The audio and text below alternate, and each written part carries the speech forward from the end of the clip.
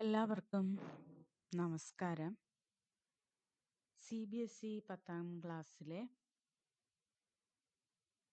മലയാളം പാഠഭാഗത്തിലെ ആദ്യത്തെ അധ്യായമായ ലക്ഷ്മണ സാന്ത്വനം ചർച്ച ചെയ്യാമെന്നാണ് ഞാൻ ഉദ്ദേശിക്കുന്നത്.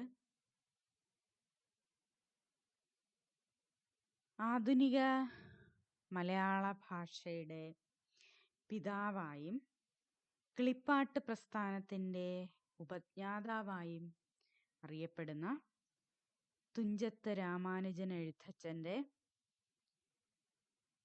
അധ്യാത്മരാമായണത്തിലെ ഒരു ഭാഗമാണ് ലക്ഷ്മണ സാന്ത്വനം.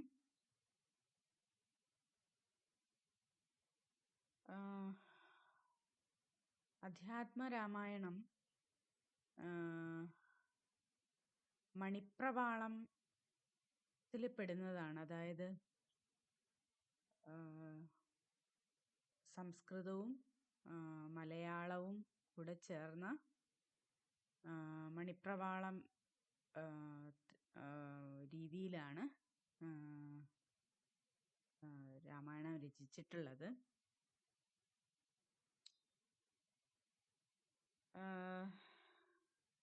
അധ്യാത്മരാമായണം, കിളിപ്പാട്ടും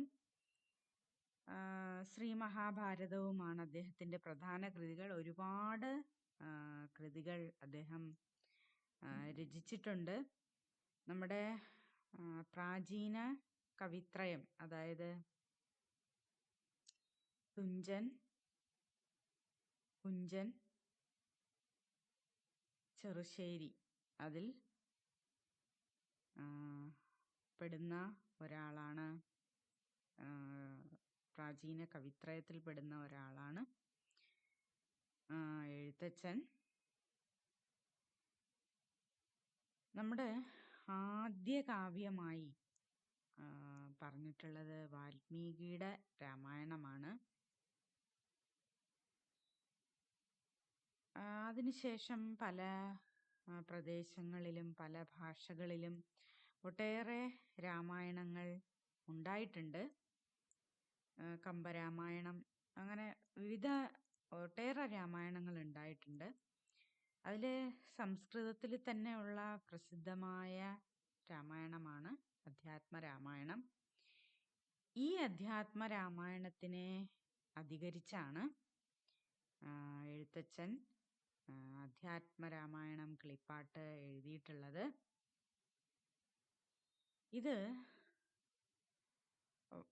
ഒരു മനുഷ്യ ജീവിതത്തിൽ വെറും കഥ മാത്രമല്ല രാമായണം എന്ന് പറയുന്നത്. ഒരു മനുഷ്യൻ തൻ്റെ ജീവിതത്തിൽ ഇരിക്കേണ്ട ഒരുപാട് ഗുണങ്ങൾ, ത്യാഗമനോഭാവം, സഹോദര സ്നേഹം, മാതാപിതാക്കളോടുള്ള കടപ്പാട്, ധർമ്മം, പുത്രധർമ്മം, ഒരു ഭാര്യയുടെ ധർമ്മം എന്താണ്, ഭർത്താവിൻ്റെ ധർമ്മം എന്താണ്, പുത്രൻ്റെ ധർമ്മം എന്താണ്, ഒരു ഗുരുശിഷ്യ ബന്ധം, ഗുരുവിൻ്റെ ധർമ്മം എന്താണ്, ഇങ്ങനെ നമ്മുടെ ജീവിതത്തിൽ ആവശ്യം വേണ്ട ഒരുപാട് ധർമ്മങ്ങൾ, ആത്മീയമായ അറിവുകൾ, നമ്മൾ സ്വാംശീകരിച്ചിരിക്കേണ്ട ഒരുപാട് അറിവുകൾ ഉൾക്കൊള്ളിച്ചതാണ് രാമായണം.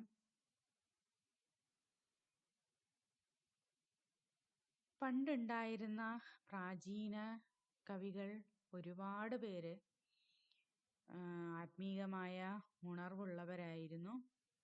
അതിലൊരാൾ തന്നെയാണ് എഴുത്തച്ഛൻ. അപ്പോൾ ഉള്ളുണർന്നവർക്ക്, ജ്ഞാനമുള്ളവർക്ക് മാത്രമേ ജ്ഞാനം മറ്റുള്ളവർക്ക് പകർന്നു നൽകാൻ കഴിയൂ. അപ്പോൾ ഒരുപാട് ജ്ഞാനം നമുക്ക് പകർന്നു നൽകുന്ന ഒരു ആത്മീയ ഗ്രന്ഥം കൂടിയാണ് രാമായണം. അപ്പം അതിൽ തന്നെ വളരെ പ്രധാനപ്പെട്ട ഭാഗമായിട്ടാണ് ലക്ഷ്മണ സാന്ത്വനം പറഞ്ഞു വരുന്നത്. രാമായണം പൊതുവെ 7 കാണ്ഡങ്ങളായിട്ടാണ്. കാണ്ഡം എന്ന് പറഞ്ഞാൽ അധ്യായം. അതിൽ അയോധ്യ കാണ്ഡത്തിൽ ആദ്യം ശ്രീരാമന്റെ ജനനമൊക്കെ വരുന്ന ഭാഗം, അത് കഴിഞ്ഞ് ഈ പട്ടാഭിഷേകവും ആ വരുന്ന ഭാഗം, അത് ഒരു കാണ്ഡമായിട്ട്. അടുത്ത് ഹനുമാനും ബാലിയും അതൊക്കെ വരുന്നത് പ്രത്യേകം കാണ്ഡമായിട്ട്. സുന്ദരകാന്ഡം, കിഷ്കിന്ധാകാന്ഡം, അയോധ്യാകാന്ഡം, യുദ്ധകാന്ഡം. അപ്പോൾ അവസാനമാണ് സ്വർഗാരോഹണം, ശ്രീരാമന്റെ സ്വർഗാരോഹണമൊക്കെ വരുന്നത് അവസാനം. അപ്പം ഇങ്ങനെ 7 അധ്യായങ്ങളായിട്ടാണ് ഉള്ളത്.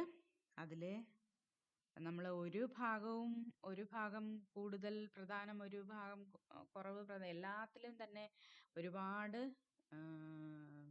നമ്മൾ മനസ്സിലാക്കിയിരിക്കേണ്ട ഒരുപാട് ധർമ്മങ്ങളും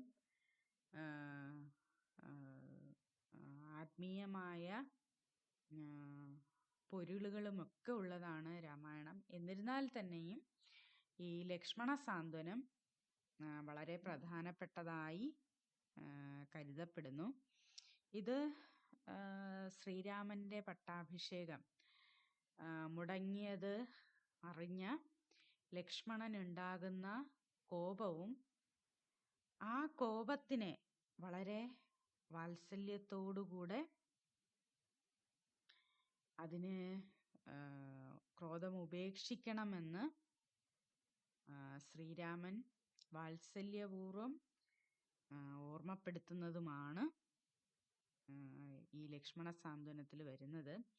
ഇത് ഇന്നത്തെ ലോകത്തെ പ്രശ്നങ്ങളുടെ ഒരു പരിഹാരം കൂടിയാണ് ലക്ഷ്മണ സാന്ത്വനം. അപ്പോൾ രാമായണത്തിനെ കുറിച്ച് കൂടുതൽ നിങ്ങൾ അറിയണമെന്ന് ആഗ്രഹമുള്ളവർക്ക് മനസ്സിലാക്കാവുന്നതാണ്. അപ്പോൾ പാഠഭാഗത്തേക്ക് നമുക്ക് കടക്കാം. അപ്പോൾ വത്സ സൗമിത്രേ കുമാര നീ കേൾക്കണം. വത്സ എന്ന് പറഞ്ഞാൽ ഏറെ വാത്സല്യത്തോടു കൂടി ശ്രീരാമൻ വിളിക്കുകയാണ്, പ്രിയപ്പെട്ടവനെ. വത്സ സൗമിത്രേ, സൗമിത്രേ എന്ന് പറഞ്ഞാൽ സുമിത്രയുടെ മകനെയാണ് സൗമിത്രേ എന്ന് പറയുന്നത്. അപ്പോൾ ശ്രീരാമൻ കൗസല്യപുത്രനാണ്, സുമിത്രയുടെ മകനാണ് ലക്ഷ്മണൻ. അപ്പോൾ പ്രിയപ്പെട്ടവന്, സുമിത്രയുടെ മകനായ പ്രിയപ്പെട്ട അനുജ വത്സ സൗമിത്രേ കുമാര നീ കേൾക്കണം. മത്സരാദ്യം വെടിഞ്ഞെന്നുടെ വാക്കുകൾ. മാത്സര്യം, അതായത് എൻ്റെ ഏട്ടനെ ഇങ്ങനെ വഞ്ചിച്ചുകൊണ്ട് വേറൊരാൾക്ക് കൊടുക്കുന്നത് കേട്ട് കോപം വന്ന് അവരോട് യുദ്ധം ചെയ്യാൻ തയ്യാറായ ലക്ഷ്മണനോട് അദ്ദേഹം പറയുകയാണ്, മത്സരമൊക്കെ വെടിഞ്ഞ് ഞാൻ പറയുന്ന വാക്കുകൾ നീ കേൾക്കണം. നിന്നുടെ തത്വം അറിഞ്ഞിരിക്കുന്നത് മുന്നമേ ഞാനെടോ, നിന്നുള്ളിൽ എപ്പോഴും എന്നെക്കുറിച്ചുള്ള വാത്സല്യപൂരവും നിന്നോളമില്ല മറ്റാർക്കുമെന്നുള്ളതും. അതായത് നമ്മൾ ചില ഇതിൽ തത്വം എന്ന് നിന്നുടെ തത്വം അറിഞ്ഞിരിക്കുന്നത്, അതായത് തത്വം എന്ന് പറയുന്നത് ശ്രീരാമൻ മഹാവിഷ്ണുവിൻ്റെ അവതാരമാണെന്നും അനന്തൻ്റെ അവതാരമാണ് ലക്ഷ്മണനും എന്നാണ് കണക്കാക്കപ്പെടുന്നത്.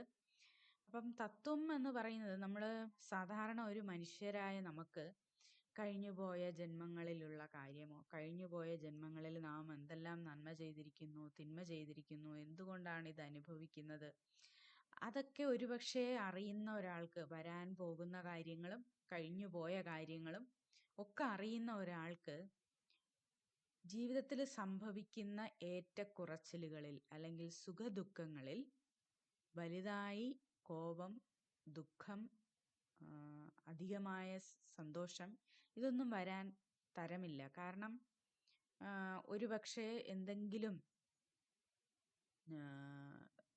നമ്മുടെ പൂർവ്വജന്മത്തിൻ്റെ എന്തെങ്കിലും തെറ്റുകൾ കൊണ്ടാണ് ഈ ജന്മത്തിലെ ഒരാൾ നമ്മളോട് എന്തെങ്കിലും ചെയ്യുന്നത് എന്ന് മനസ്സിലാക്കി കഴിഞ്ഞാൽ, നമ്മുടെ തെറ്റുകൊണ്ടാണ് എന്തെങ്കിലും ചെയ്യുന്നത് എന്ന് മനസ്സിലാക്കി കഴിഞ്ഞാൽ അവരോട് നമുക്ക് കോപം വരാൻ സാധ്യതയില്ല. അപ്പോൾ ഈ തത്വമെല്ലാം അറിഞ്ഞ ആളാണ്, എല്ലാ കാലവും അറിഞ്ഞ ആളാണ് ശ്രീരാമൻ. കഴിഞ്ഞു പോയതും ഇനി വരാൻ പോകുന്നതുമെല്ലാം അറിഞ്ഞ ആളാണ് ശ്രീരാമൻ. അതുകൊണ്ട് ഈ സംഭവിക്കുന്നതിലെല്ലാം അദ്ദേഹത്തിന് ദുഃഖമോ ക്രോധമോ ഒന്നും വരുന്നില്ല. അപ്പോൾ ലക്ഷ്മണനെ അദ്ദേഹം പറഞ്ഞു മനസ്സിലാക്കുക കൂടെ ചെയ്യുന്നു. അപ്പോൾ കഴിഞ്ഞ ജന്മത്തില് ശരിക്കും അനന്തനായി തന്നോട് കൂടെ ഉള്ള ആളായതുകൊണ്ട് എന്തുകൊണ്ടാണ് ഈ സ്നേഹമെന്നും ലക്ഷ്മണന് അസാധ്യമായിട്ടുള്ള ഒരു കാര്യവുമില്ലെന്നുമൊക്കെ അദ്ദേഹം മനസ്സിലാക്കുന്നു. അത് പറഞ്ഞ് ലക്ഷ്മണനെ മനസ്സിലാക്കിക്കുവാനും കൂടിയാണ് അദ്ദേഹം ശ്രമിക്കുന്നത്.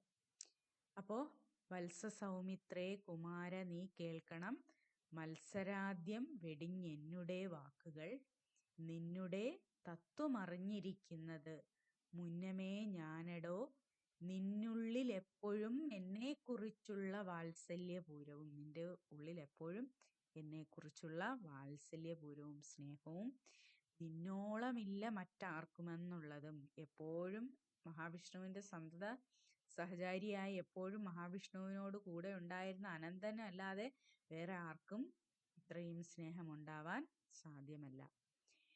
നിന്നാൽ അസാധ്യമായില്ലൊരു കർമ്മവും, നിർണയമെങ്കിലും ഒന്നിതു കേൾക്ക നീ. അതായത് ഇപ്പൊ ഇവരെ തോൽപ്പിച്ച് എനിക്ക് രാജ്യം വാങ്ങി തരുന്ന കാര്യമൊന്നും നിനക്ക് വലിയ കാര്യമല്ല, നിനക്ക് അസാധ്യമായിട്ട് ഒരു കാര്യവും ഇല്ല. എന്നാൽ തന്നെയും ഞാൻ പറയുന്നതൊന്ന് നീ കേൾക്കൂ.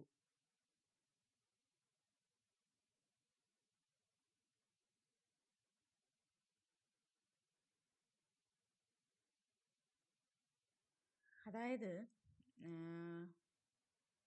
നിങ്ങൾ വായിച്ചിട്ടില്ലെങ്കിൽ ആ കഥ വായിക്കാൻ ശ്രമിക്കുക.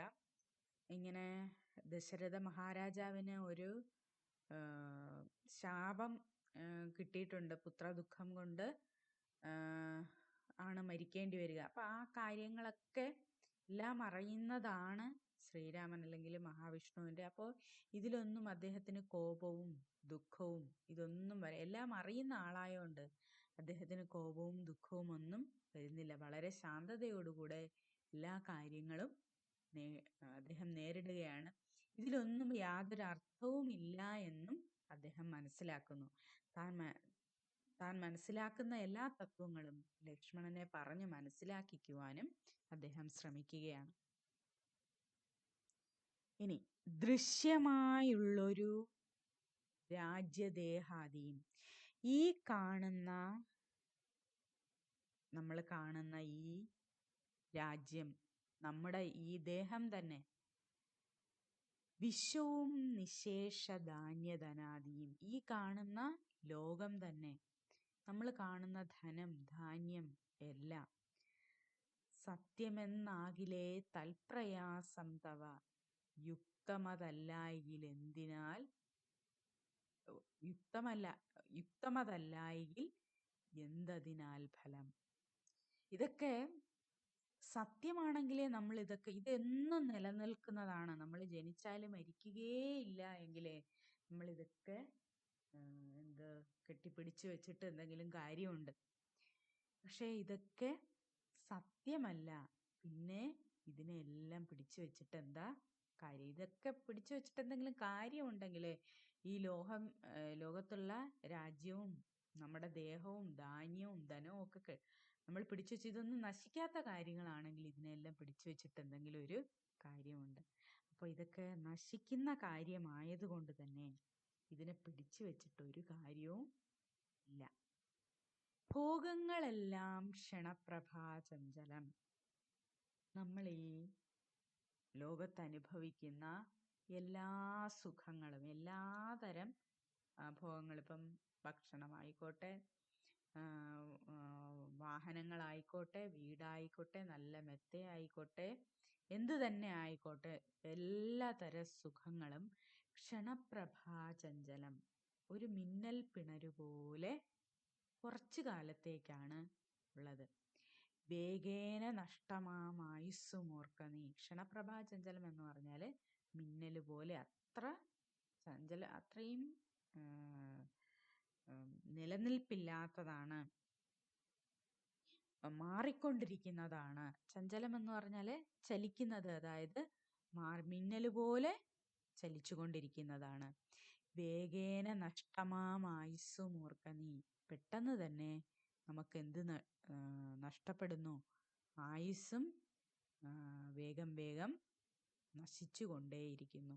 ഇനി ആയുസ് എങ്ങനെയാണ് നശിക്കുന്നത് എന്നാണ് അടുത്ത് പറയുന്നത്. വഹ്നി സന്തപ്ത ലോഹസ്താംബു ബിന്ദുന. വഹ്നി എന്ന് പറഞ്ഞാല് അഗ്നി. ഇനി സന്തപ്ത ലോഹം എന്ന് പറഞ്ഞാല് ഇരുമ്പ് എന്നർത്ഥം. ഇനി സന്തപ്തം എന്ന് പറഞ്ഞാൽ ചുട്ടുപഴുത്ത ഇരുമ്പ്. അതിൽ വീണ, ആ ലോഹത്തിൽ വീഴുന്ന, അമ്പു എന്ന് പറഞ്ഞാല് ജലം, ജലത്തിന്റെ ബിന്ദു ഒരു കണം. അപ്പോ വഹ്നി എന്ന് പറഞ്ഞാല് അഗ്നി, സന്തപ്തം എന്ന് പറഞ്ഞാൽ ചുട്ടുപഴുത്തിരിക്കുന്ന ലോഹത്തിൽ വീഴുന്ന, ലോഹസ്താംബു, അമ്പു എന്ന് പറഞ്ഞാല് ജലം, ബിന്ദു കണം. ചുട്ടുപഴുത്തിരിക്കുന്ന ലോഹത്തിൽ വീഴുന്ന ഒരു തുള്ളി വെള്ളം പോലെയാണ് ഈ മനുഷ്യജന്മം. സന്നിഭം മർത്യജന്മം ക്ഷണഭംഗുരം എന്ന് പറഞ്ഞാൽ നിമിഷണം എന്ന് പറഞ്ഞാൽ ഒരു നിമിഷം കൊണ്ട് നശിച്ചു പോകുന്നതാണ്. അപ്പോ സന്നിഭം എന്ന് പറഞ്ഞാല് അതിനോട് ഒരു തുള്ളി ചുട്ടുപഴുത്ത ലോഹത്തിൽ വീഴുന്ന ഒരു തുള്ളി ജലകണം പോലെയാണ്. സന്നിഭം തുല്യം, അതിന് തുല്യമാണ് മർത്യജന്മം. ക്ഷണഭംഗുരം, ഒരു ക്ഷണം കൊണ്ടങ്ങ് നശിച്ചു പോകുന്നതാണ്. അപ്പോ ആയുസ് നഷ്ടമാകുന്നതാണ് എന്ന് പറയുന്നു. അതെങ്ങനെയാണ് എന്ന് അപ്പം നമ്മൾ ആലോചിക്കണം, എത്ര ഒരു ഇതാണെന്ന്. ചുട്ടുപഴുത്തിരിക്കുന്ന ഒരു, ഇപ്പൊ നിങ്ങളൊരു ദോശക്കല്ല് സങ്കല്പിക്കുക, നല്ല ചുട്ടുപഴുത്തിരിക്കുകയാണ്, അതില് ഒരു തുള്ളി വെള്ളം വീഴുന്നു. അതെങ്ങനെ കാണാതാവുന്നു? അതേപോലെയാണ് നമ്മുടെ ആയുസ് കുറഞ്ഞുകൊണ്ടേയിരിക്കുന്നത്. ഇനി ചക്ഷുശ്രവണ ഗളസ്തമാം ദർദുരം. ചക്ഷുശ്രവണം എന്ന് പറഞ്ഞാൽ ഇവിടെ ഉദ്ദേശിച്ച കണ്ണുകൊണ്ട് കേൾക്കുന്നവൻ എന്നാണ് അർത്ഥം. കണ്ണുകൊണ്ട് കേൾക്കുന്ന, പൊതുവെ പാമ്പിനെയാണ് കണ്ണുകൊണ്ട് കേൾക്കുന്നത് എന്ന് പറയും. അപ്പോ പാമ്പിന്റെ ചക്ഷുശ്രവണ ഗളസ്തം, അതായത് ഗളം എന്ന് പറഞ്ഞാൽ തൊണ്ടയിൽ. അപ്പോ വായിലെ, ചക്ഷുശ്രവണന്റെ വായിലെ ഗളസ്തമം, അവിടെ ഇരിക്കുന്ന ദർദുരം, തവള. അപ്പോ പാമ്പിന്റെ വായിലിരിക്കുന്ന തവളയെ പോലെ, തവള പാമ്പിന്റെ വായിലിരുന്നാലും അതിന്റെ നാക്ക് നീട്ടി ഒരു പ്രാണിയെ പിടിക്കാൻ നോക്കും. അത് ഞാൻ മരിക്കാൻ പോവുകയാണെന്ന് മനസ്സിലാവുന്നില്ല, അപ്പോഴും പ്രാണിയെ പിടിക്കാനാണ് അത് നോക്കുക. അപ്പോൾ ചക്ഷുശ്രവണൻ എന്ന് പറഞ്ഞാൽ പാമ്പ്, ചെവി കൊണ്ട്, കണ്ണുകൊണ്ട് കേൾക്കുന്നവൻ എന്നർത്ഥം. പ്രത്യേകം ചെവിയൊന്നും ഇല്ലാത്തതുകൊണ്ട് അങ്ങനെയാണ് കണക്കാക്കുന്നത്. അപ്പൊ ചക്ഷുശ്രവണ ഗളസ്തമാം ദർദുരം, ദർദുരം എന്ന് പറഞ്ഞാല് തവള, ഭക്ഷണത്തിന് അപേക്ഷിക്കുന്നത് പോലെ, നാക്ക് നീട്ടി എന്തിനെങ്കിലും പിടിക്കാൻ നോക്കുന്നത് പോലെ, കാലാഹിന പരിഗ്രസ്തമാം ലോകവും ആലോല ചേതസാ ഭോഗങ്ങൾ തേടുന്നു. കാലമാകുന്ന, കാലാഹി എന്ന് പറഞ്ഞാൽ, കാലാഹി എന്ന് പറഞ്ഞാലും പാമ്പാണ്. കാലമാകുന്ന പാമ്പിനാൽ വിഴുങ്ങപ്പെട്ടുകൊണ്ടിരിക്കുന്ന ഈ ലോകവും, പരിഗ്രസ്തം എന്ന് പറഞ്ഞാലും വിഴുങ്ങുക എന്ന് തന്നെ, കാലമാകുന്ന പാമ്പിനാൽ വിഴുങ്ങപ്പെട്ടുകൊണ്ടിരിക്കുന്ന ഈ ലോകം വളരെ ആലോലം, അങ്ങോട്ടും ഇങ്ങോട്ടും ആടുന്ന ചേതസ, മനസ്സുകൊണ്ട്, അതായത് ചഞ്ചലമായ മനസ്സുകൊണ്ട് വീണ്ടും വീണ്ടും എന്തിനെ തന്നെ തേടുന്നു? സുഖത്തിനെ തന്നെ. അതും സുഖം എന്ന് പറയുമ്പോൾ അത് രണ്ടു തരം സുഖമുണ്ട്. നിത്യമായ സുഖവും അനിത്യമായ സുഖവും. മനുഷ്യൻ നിത്യമായ സുഖത്തിനെ തേടാം, പക്ഷേ വളരെ നൈമിഷികമായ, നമ്മൾ മരിച്ചു കഴിഞ്ഞാലും നമ്മളോടൊപ്പം ഉണ്ടാകും എന്ന് ഉള്ള സുഖത്തിനെയൊക്കെ നമുക്ക് തേടാം. മരണശേഷവും നമ്മോടൊപ്പം നിൽക്കുന്ന സുഖത്തിനെ തേടുന്നതിൽ യാതൊരു തെറ്റുമില്ല. അനിത്യമായ സുഖത്തിനെയാണ് നാം തേടാൻ പാടില്ലാത്തത്. അപ്പൊ നമ്മൾ നിത്യമായതിനെയും അനിത്യമായതിനെയും മനസ്സിലാക്കിയതിന് ശേഷം അനിത്യമായതിനെ കളഞ്ഞ് നിത്യമായതിനെ സ്വീകരിക്കുക. അപ്പോൾ ഈ കാലത്തിനാൽ വിഴുങ്ങിക്കൊണ്ടിരിക്കുന്ന ഈ അനിത്യമായ ഭോഗങ്ങളെ ഇന്നും മനുഷ്യൻ തേടിക്കൊണ്ടിരിക്കുന്നു. മിത്രാർത്ഥ കളത്രാദി സംഗമം എത്രയും അല്പകാലസ്ഥിതമോർക്ക നീ. പുത്രൻ, മിത്രം, പിന്നെ അർത്ഥം. മിത്രം എന്ന് പറഞ്ഞാൽ കൂട്ടുകാരെ, അർത്ഥം എന്ന് പറഞ്ഞാൽ പണം, കളത്രം എന്ന് പറഞ്ഞാൽ ഭാര്യ. അപ്പം പുത്രൻ, കൂട്ടുകാരെ, അർത്ഥം അതായത്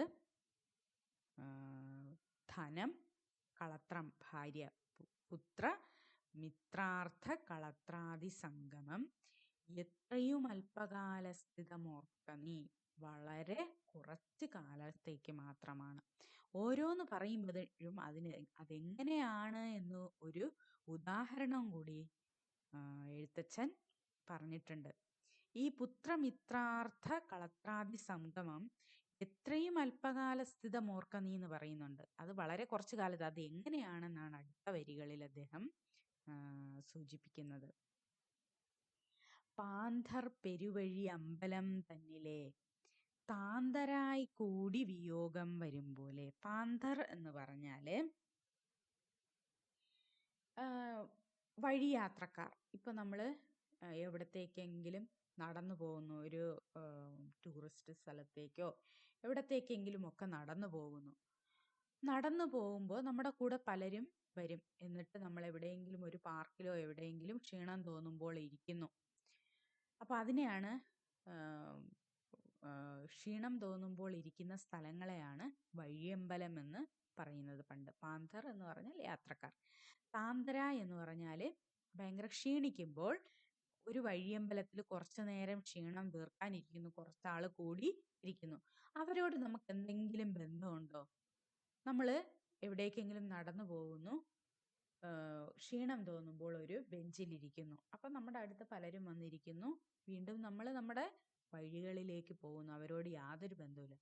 അതുപോലെയാണ് ഭാര്യ, മക്കള്, കൂട്ടുകാര്, ധനം. ഇതൊക്കെ എന്തോന്നാണ്? യാത്രക്കാരാണ്. തൽക്കാലം നമ്മൾ എവിടെയോ ഒരു ബെഞ്ചിൽ, അതായത് വീടെന്ന് പറയുന്ന ഒരു ബെഞ്ചിലിരിക്കുന്നു. കുറച്ച് കഴിയുമ്പം നമ്മൾ 4 പേരും 4 വഴിക്ക് പോകും. അതാണ് എഴുത്തച്ഛൻ ഇതിൽ പറഞ്ഞിട്ടുള്ളത്. പാന്തർ പെരുവഴി അമ്പലം തന്നിലെ. പാന്തർ യാത്രക്കാർ ആ വഴിയമ്പലത്തില് താന്തര ക്ഷീണിക്കുമ്പോൾ കൂടി വിയോഗം വരുമ്പോൾ. തൽക്കാലത്തേക്ക് ഒരു സ്ഥലത്തിരിക്കുന്നു, പിന്നെ അങ്ങ് പോകുന്നു. ഇനി ഒരു ഉദാഹരണവും കൂടെ പറയുന്നുണ്ട്. നദ്യാമൊഴുകുന്ന കാഷ്ടങ്ങൾ പോലെയും എത്രയും ചഞ്ചലമാലയ സംഗമം. ഒരു നദിയിൽ ഒഴുകുന്ന കാഷ്ടം. കാഷ്ടം എന്ന് പറഞ്ഞാൽ 2 അർത്ഥം കാഷ്ടത്തിനുണ്ട്. അതായത് ഇപ്പം പക്ഷികളുടെ എന്തെങ്കിലും വിസർജനങ്ങളെയൊക്കെ നമ്മൾ കാഷ്ടങ്ങളെന്ന് പറയും. പക്ഷിയുടേത് അല്ലെങ്കിൽ പല്ലിയുടേതൊക്കെ വിസർജ്യ വസ്തുക്കളെ നമ്മൾ കാഷ്ടങ്ങളെന്ന് പറയാറുണ്ട്. ഇവിടെ കാഷ്ടങ്ങൾ എന്ന് പറഞ്ഞാൽ അർത്ഥം തടികൾ. അപ്പം ഈ നദിയിൽ കൂടെ തടികള് ഒഴുകി വരുമ്പോൾ അത് കുറച്ചു നേരത്തേക്ക് ഇങ്ങനെ അതിൻ്റെ അലകൾ കൊണ്ട് ഒരുമിച്ച് വരുന്നു, പിന്നെ അങ്ങ് പല വഴിക്കങ്ങ് പോകുന്നു. അതുപോലെയാണ് നദിയിൽ ഒഴുകി വരുന്ന തടികൾ ഒരുമിച്ച് കുറച്ചു നേരം ഒഴുകുന്നു, പിന്നെ അങ്ങ് പല സ്ഥലത്തേക്ക് പോകുന്നു. അതുപോലെ ചഞ്ചലമാലയ സംഗമം, ഒരു വീട്ടിലുള്ള കൂട്ടായ്മ അതേപോലെയാണ്. നമുക്ക് അമ്മയും അച്ഛനും ഉണ്ടായിരുന്നു, നമ്മുടെ ഒരു പരിധി വന്നപ്പോൾ അവര് മരിച്ചുപോയി അല്ലേ. അത് കഴിഞ്ഞ് നമ്മുടെ കുട്ടികളുണ്ട്. നമ്മുടെ കുട്ടികളെ നമ്മൾ വളർത്തുന്നു. ഒരു പരിധി കഴിയുമ്പോൾ നമ്മളും മരിച്ചു പോകുന്നു. അത് കഴിഞ്ഞ് എന്തോന്നാണ്, വീണ്ടും പോകുന്നു. കാലം ഒഴുകിക്കൊണ്ടേയിരിക്കുന്നു. ചിലപ്പോൾ ഭാര്യയും ഭർത്താവും, അതിൽ എല്ലാവരും ഒരുമിച്ച് പോകുമെന്നൊന്നും നമുക്ക് പറയാൻ പറ്റില്ല. ചിലപ്പോൾ ഭാര്യ മുന്നേ പോകാം, ചിലപ്പോൾ ഭർത്താവ് മുന്നേ പോകാം. അങ്ങനെ അവരവരെ സമയം കഴിയുമ്പോൾ അവരവരങ്ങ് പോകും. അത് ഒരിക്കലും വളരെ ചഞ്ചലമാണ്. ഇവര് ആരും കൂടെ ഇരിക്കില്ല. കൂടിയല്ല പിറക്കുന്ന നേരത്തും അതായത് നമ്മൾ ജനിക്കുമ്പോഴോ മരിക്കുമ്പോഴോ ഒന്നും കൂടെയല്ല. നമ്മൾ ഇടയ്ക്ക് കുറച്ചു കാലം ഇങ്ങനെ എവിടെയോ ഇരുന്ന് കാണുന്നു എന്നുള്ളത്. അപ്പോൾ ആദ്യം ഒരു ഉദാഹരണം പറഞ്ഞു. വഴിയമ്പലത്തിലിരിക്കുന്ന യാത്രക്കാരെ പോലെ, ക്ഷീണിതരായ യാത്രക്കാരെ പോലെ കുറച്ചു നേരം ഇരിക്കും, പിന്നെ യോഗം വരും. അതേപോലെ നദിയിലൊഴുകുന്ന കാഷ്ടങ്ങളെ പോലെയും അത്രയും ചഞ്ചലമാണ്, മാറുന്നതാണ് ആലയ സംഗമം. ഇനി വേറെ നഷ്ടപ്പെടുന്ന ഒരു കാര്യവും കൂടെ അദ്ദേഹം പറയുന്നു. ലക്ഷ്മി മസ്തിരയല്ലോ മനുഷ്യർക്ക്, നിൽക്കുമോ യൗവനവും പുനരധ്രുവം. ധനം, ലക്ഷ്മി എന്ന് പറയുമ്പോൾ ധനവും എന്തോന്നാണ്, അസ്ഥിരമാണ്. പിന്നെയോ യൗവനവും പുനരധ്രുവം. അതായത് യൗവനം, അതായത് നമ്മുടെ ചെറുപ്പകാലവും പുനരധ്രുവം. അധ്രുവം എന്ന് പറഞ്ഞാൽ നശിക്കുന്നത്. അതുമൊക്കെ എന്തോന്നാണ്, ധനവും നമ്മുടെ യൗവനവും ഒക്കെ നശിക്കുന്നതാണ്. സ്വപ്ന സമാനം കളത്ര സുഖം നൃണ, അല്പമായുസ്സും നിരൂപിക്ക ലക്ഷ്മണ. സ്വപ്നം പോലെയാണ് ഭാര്യ. കളത്രം എന്ന് പറഞ്ഞാൽ ഭാര്യയുടെ സുഖവും. നൃണ അല്പമായുസ്സും നിരൂപിക്ക, നീ മനസ്സിലാക്കുക, ആയുസ്സും വളരെ കുറവാണ്. രാഗാദി സങ്കുലമായുള്ള സംസാരമാകെ നിരൂപിക്കൽ സ്വപ്നതുല്യം സഖേ. ഈ രാഗാദി സങ്കുലം, അതായത് രാഗദ്വേഷങ്ങൾ, അത് നമ്മൾ രാഗം, മോഹം, ദേഷ്യം, മത്സരം, ക്രോധം, ഇതൊക്കെ വരുന്നതാണ് രാഗാദി എന്ന് പറയുന്നത്. അപ്പോൾ ഈ രാഗാദികൾ കൂടിച്ചേർന്നതാണ് ഈ സംസാരം. സംസാരം എന്ന് പറഞ്ഞാൽ ഈ കാണുന്ന ലോകം. ഇത് വെറും സ്വപ്നതുല്യം സഖേ, സ്വപ്നം പോലെയാണ്. ഇപ്പോ നമ്മൾ രാത്രി സ്വപ്നം കാണുന്നു. സ്വപ്നം കാണുമ്പോൾ അതിലിപ്പോ ഉദാഹരണത്തിന് ഈ ഒരു പാഠഭാഗത്തിന്റെ സന്ദർഭം തന്നെ എടുക്കാം. ഇപ്പൊ ലക്ഷ്മണൻ സ്വപ്നം കാണുന്നു, എൻ്റെ ഏട്ടനെ ചതിക്കുന്നതായിട്ടും കൊല ചെയ്യുന്നതായിട്ടും ഒക്കെ സ്വപ്നം കാണുന്നു എന്ന് സങ്കല്പിക്കുക. ഉറക്കമുണർന്നാൽ ഈ സ്വപ്നമോ അല്ലെങ്കിൽ എന്തെങ്കിലും സന്തോഷമായിക്കോട്ടെ, രണ്ടും ഒന്നല്ലേ. സന്തോഷമായാലും ദുഃഖമായാലും നമ്മൾ ഉണർന്നു കഴിഞ്ഞാൽ നമുക്കിത് രണ്ടും ഒന്നാണ്. അതേപോലെ ഈ സംസാരം എന്ന് പറയുന്നത് സ്വപ്നം പോലെയാണ്. ഇതിൽ നമ്മൾ അനുഭവിക്കുന്ന സന്തോഷവും സുഖവും ദുഃഖവും എല്ലാം നമ്മൾ ഉണർന്നു കഴിഞ്ഞാൽ ഇതെല്ലാം തുല്യമാണ്. ഇപ്പം നമ്മളൊരു സ്വപ്നത്തിൽ സുഖം അനുഭവിച്ചാലും അതുകൊണ്ട് കാര്യമില്ല, എണീക്കുമ്പോൾ ദുഃഖം അനുഭവിച്ചാലും അത് യഥാർത്ഥമല്ല. അതേപോലെ നമ്മുടെ ഈ ലോകത്തിൽ നാം അനുഭവിക്കുന്ന സുഖവും ദുഃഖവും എല്ലാം സ്വപ്നം പോലെയാണ്. വീണ്ടും അദ്ദേഹം പറയുന്നു, ദേഹം നിമിത്തം അഹംബുദ്ധി കൈക്കൊണ്ടു മോഹം കലർന്നു ജന്തുക്കൾ നിരൂപിക്കും. നമ്മൾ ഈ എടുത്തിട്ടുള്ള ദേഹം കൊണ്ട് നമുക്ക് അഹംബുദ്ധി, അതായത് അഹങ്കാരം കൊണ്ട് നമുക്ക് മോഹങ്ങൾ ഉണ്ടാകുന്നു. അത് മോഹം കൊണ്ട് ജന്തുക്കൾ, അതായത് മനുഷ്യരെല്ലാവരും ജന്തുക്കൾ തന്നെയാണ്. അപ്പോൾ ജന്തുക്കള് നിരൂപിക്കും, അതായത് വിചാരിക്കും. എന്തോന്ന് വിചാരിക്കും? ബ്രാഹ്മണോഹം നരേന്ദ്രോഹമാഢ്യോഹമെന്നാമ്രേഡിതം കലർന്നീടും ദശാന്തരേ. ബ്രാഹ്മണോഹം, ഞാൻ വലിയ ജാതിക്കാരനാണ്, ബ്രാഹ്മണനാണ് എന്ന് വിചാരിക്കുന്നു.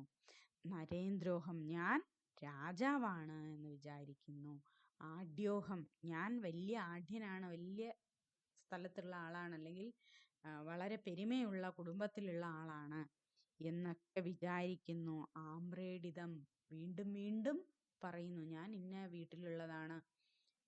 നമ്മൾ എപ്പോഴെങ്കിലുമൊക്കെ ആരെങ്കിലുമൊക്കെ പറയുന്നതാണ്, ഞാൻ ഇത്രയും വലിയ വീട്ടിലുള്ള ആളാണ്, അല്ലെങ്കിൽ ഇന്ന കുലത്തിലുള്ള ആളാണ്, അല്ലെങ്കിൽ ഇന്ന രാജാവിൻ്റെ ആളാണ് എന്നൊക്കെ നമ്മളിങ്ങനെ എന്തോ ഒരു വലിയ അഭിമാനം പോലെ നമ്മൾ വീണ്ടും വീണ്ടും പറയുന്നു. അതെന്ത് ചെയ്യുന്നു? ദശാന്തരെ ആവർത്തിച്ച് മറ്റൊരു അവസ്ഥയിൽ നമ്മൾ പറയുന്നു. ജന്തുക്കൾ ഭക്ഷിച്ചു കാഷ്ടിച്ചു പോകിലാം, വെന്തു വെണ്ണീറായി ചമഞ്ഞു പോയിടിലാം. നമ്മുടെ ഈ ദേഹം മരിച്ചു കഴിഞ്ഞാല്, നമ്മളിപ്പം ആരും അറിയാതെ ഏതോ ഒരു കാട്ടിൽ മരിച്ചുപോയി എന്ന് വിചാരിക്കുക. അവിടെയുള്ള ജന്തുക്കള് ഭക്ഷിച്ച് കഷ്ടിച്ചു പോകാം. ഇനി സാധാരണ രീതിയിൽ മരിച്ചു, കത്തിച്ചു കളയല്ലേ, വെന്ത് വെണ്ണീറായി ചാമ്പലായി പോകാം. ഇനി അടക്കം ചെയ്യുകയാണെങ്കിൽ മണ്ണിന് കീഴായി കൃമികളായി പോകിലാം. ഈ നമ്മുടെ ദേഹം എന്ന് പറയുന്നത് അത്ര നശിക്കുന്ന ഒരു സാധനമാണ്. നന്നല്ല ദേഹം നിമിത്തം മഹാമോഹം. നമ്മൾ വിചാരിക്കുന്നു, സുന്ദരി, നമ്മൾ എത്ര സുന്ദരിയാണ് എന്ന് പറഞ്ഞ് ഇനി സൗന്ദര്യം കൂട്ടാൻ വേണ്ടി പല സൗന്ദര്യ വസ്തുക്കളും ഉപയോഗിച്ച് സൗന്ദര്യം കൂട്ടാൻ നോക്കുന്നു. ഈ ശരീരത്തിനെ മോടി പിടിപ്പിക്കാൻ നോക്കുന്നു, പലതും ഒക്കെ നോക്കുന്നു. പക്ഷെ ഈ ദേഹം പോലും എന്തോന്നാണ്, വളരെ നിലനിൽക്കുന്നതല്ല. നിലനിൽക്കുന്ന ഒരു കാര്യമാണെങ്കിൽ നമ്മൾ അതിന് എന്ത് വില കൊടുത്തും നമുക്ക് നിലനിർത്താം. പക്ഷെ ഇതൊന്നും നിലനിൽക്കുന്നതല്ല, ഒരു ദിവസം നമ്മൾ പോകേണ്ടതാണ്.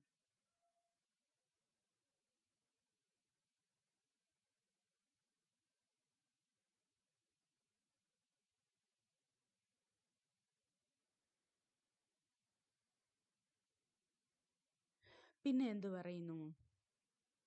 ത്വങ്മാംസ രക്താസ്തി വിൺമൂത്രരേതസാം. ത്വക്ക്, മാംസം, രക്തം, അസ്ഥി, മൂത്രം, ശുക്ലം, ഇതെല്ലാം ചെയ്ത് സമ്മേളനം പഞ്ചഭൂതക നിർമ്മിതം. നമ്മുടെ ഈ ശരീരം വെറും ത്വക്കും മാംസവും രക്തവും അസ്ഥിയും മൂത്രവും ശുക്ലവും ഒക്കെ ചേർന്നതാണിത്. എന്നും നിലനിൽക്കുന്ന ഒരു സാധനമല്ല. സമ്മേളനം പഞ്ചഭൂതക നിർമ്മിണം. പഞ്ചഭൂതം എന്ന് പറയുന്നത് ഇത് തന്നെയാണ്. എന്താണ്? ഭൂമി, ആകാശം, വെള്ളം, ഇതൊക്കെ ചേർന്ന ഇതിനെ അഞ്ചിനെയാണ് പഞ്ചഭൂതം എന്ന് പറയുന്നത്. അപ്പോൾ ഈ പഞ്ചഭൂതം കൊണ്ട് നിർമ്മിച്ചതാണ് ശരീരം. മായാമയമായി പരിണാമിയായ ഒരു കായം വികാരിയായുള്ളത് അധ്രുവം. ഈ ശരീരം വികാരം ഉള്ളതാണ്. ദേഹാഭിമാനം നിമിത്തമായുണ്ടായ മോഹേന ലോകം ദഹിപ്പിപ്പതിന്നു നിനക്ക് ഈ ദേഹം കിട്ടിയത് കൊണ്ടാണ്, അതിലുള്ള അഭിമാനം കൊണ്ടാണ് ദേഷ്യം വന്നിട്ട് എനിക്ക് ഇതിനെല്ലാം ദഹിപ്പിക്കാൻ കഴിയുമെന്ന് നീ വിചാരിക്കുന്നത്. മാനസതാരിൽ നിരൂപിച്ചതും തവ. ജ്ഞാനമില്ലായിന്നറിയിക്ക നീ ലക്ഷ്മണ, ഇതൊന്നും ജ്ഞാനമല്ല. ദോഷങ്ങളൊക്കവേ ദേഹാഭിമാനിനാം. നമുക്കുണ്ടാകുന്ന എല്ലാ ദോഷങ്ങളും ദേഹം കൊണ്ടുണ്ടാകുന്നതാണ്. നമ്മൾ ഈ അഹങ്കാരമായിരിക്കുന്ന ഈ ദേഹം എടുത്തത് കൊണ്ടുണ്ടാകുന്നതാണ് നമ്മുടെ ദോഷമെല്ലാം. രോഷേണ വന്നു ഭവിക്കുന്നത് ഓർക്ക നീ. ദേഹോഹമെന്നുള്ള ബുദ്ധി മനുഷ്യർക്ക് മോഹമാതാവാം അവിദ്യയാകുന്നതും. അതായത് മോഹത്തിനെ ഉണ്ടാക്കുന്ന, മോഹത്തിനെ ജനിപ്പിക്കുന്നത് അവിദ്യയാണ്, അറിവില്ലായ്മയാണ്. ദേഹമല്ലോർക്കിൽ ജ്ഞാനയത് ആത്മാവെന്നു മോഹൈകഹന്ത്രിയായുള്ളത് വിദ്യകൾ. ഞാന് ഈ മായയല്ല, ഈ ദേഹമല്ല, ഞാൻ ആത്മാവെന്ന് വിചാരിക്കുന്നതാണ് മോഹങ്ങളെയൊക്കെയും നശിപ്പിക്കുന്ന വിദ്യ. ഇനി എന്താണ്? സംസാരകാരിണിയായത് അവിദ്യയും. സംസാരത്തിന് നമ്മൾ ഈ വിചാരിക്കുന്ന എല്ലാ കാര്യങ്ങളും ഉണ്ടല്ലോ, രാഗദ്വേഷങ്ങളെല്ലാം, കാമക്രോധങ്ങളെല്ലാം, ഈ സംസാരത്തിനെല്ലാം കാരണം അവിദ്യയാണ്, അറിവില്ലായ്മയാണ്. ഇപ്പോ ലക്ഷ്മണന് ഞാൻ അനന്തനാണെന്നും എൻ്റെ പിതാവിന് ഇങ്ങനെ ഒരു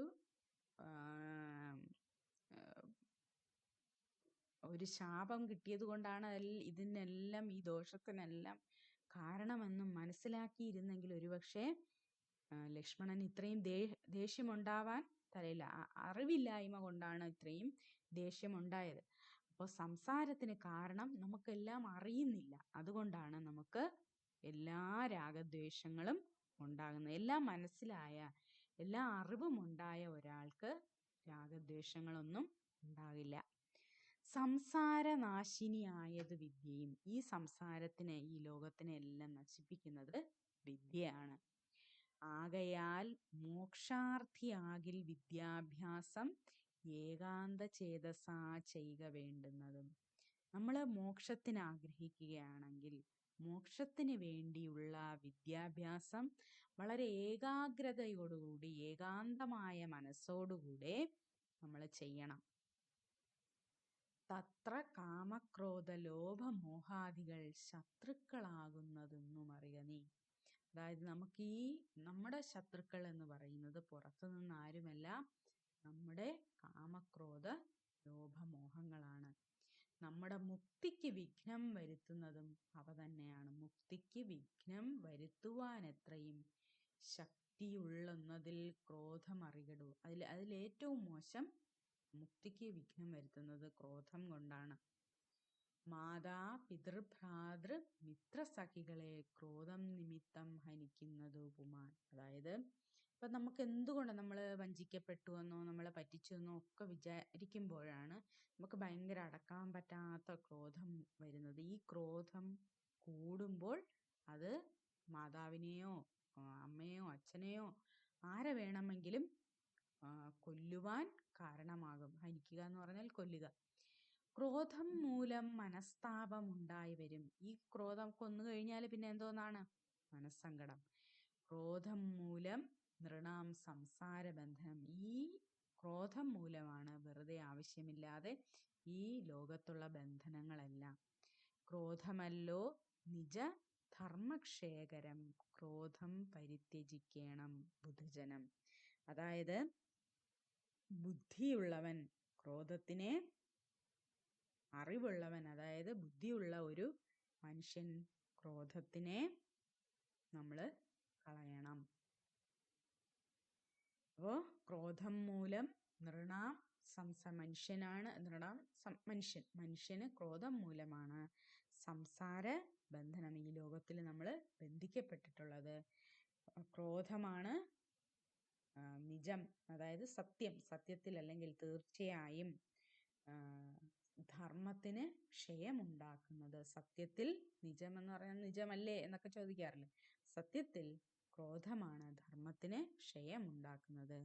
അതുകൊണ്ട് ക്രോധം പരിത്യജിക്കണം ബുധജനം. അറിവുള്ളവൻ, ബുദ്ധിയുള്ള ആള് ക്രോധത്തിനെ പരിത്യജിക്കണമെന്നാണ് എഴുത്തച്ഛൻ പറയുന്നത്. ഈ പറഞ്ഞ കാര്യങ്ങളെല്ലാം നമ്മളെ ജീവിതത്തിൽ സ്വാംശീകരിക്കേണ്ട കാര്യങ്ങളാണ്, മനസ്സിലാക്കേണ്ട കാര്യങ്ങളാണ്. മനുഷ്യജീവിതം എത്ര ഒരു ചൂട്ടുപൊള്ളിയിരിക്കുന്ന ഒരു ലോഹത്തിൽ അല്ലെങ്കിൽ ഒരു ഇരുമ്പിൽ വീഴുന്ന ഒരു തുള്ളി ഇതുപോലെ ഒരു തുള്ളി വെള്ളം പോലെയുള്ളൂ നമ്മുടെ ഈ ജീവിതം. അത് പിന്നെ നമ്മുടെ അച്ഛനാണ്, നമ്മുടെ അമ്മയാണ്, അല്ലെങ്കിൽ നമ്മുടെ മക്കളാണ്, അല്ലെങ്കിൽ ഭാര്യയാണ്, ഭർത്താവാണ്, ഇവർക്ക് മാത്രം കൊടുക്കണം, അപ്പുറത്തെ വീട്ടിലുള്ളവർ അല്ലെങ്കിൽ അവരൊക്കെ നമുക്ക് അന്യരാണ്, അവർക്കൊന്നും കൊടുക്കണ്ട, ഇങ്ങനെയൊന്നുമില്ല. എല്ലാ ജീവനും ഒന്ന് തന്നെയാണ്. അതിലൊന്നിലും ഒരു കൂടുതലും കുറവും ഒന്നും ഇല്ല. ഒരു നൂലാകുന്ന ജീവനില്, ആത്മാവില് ഇങ്ങനെ കോർത്തിരിക്കുന്ന മുത്തുകൾ പോലെ തന്നെയാണ് ഓരോ ജീവിയും.